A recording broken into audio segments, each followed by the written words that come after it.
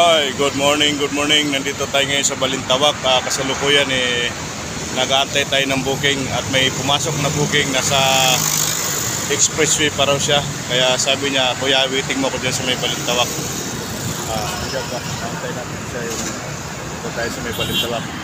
Medyo magaan pa ang traffic ngayon dahil maaga pa naman siya. Itong problema yung booking ko. Nasa north pa siya. Nag-booking na siya. Naantayin ko na siya dito sa may Ayala Mall sa may Balintawak. Kaya antayin natin siya. Kung darating siya ng 5 minutes, okay. Pero pagka hindi, sipat na tayo para may pumasok na ibang booking.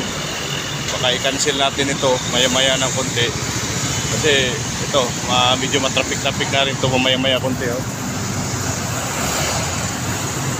Kasi Lunes ngayon, nandito ako sa may pinaka-loading unloading ng bus. Wala pa siya. Kaya antayin natin na siguro mga 2 minutes.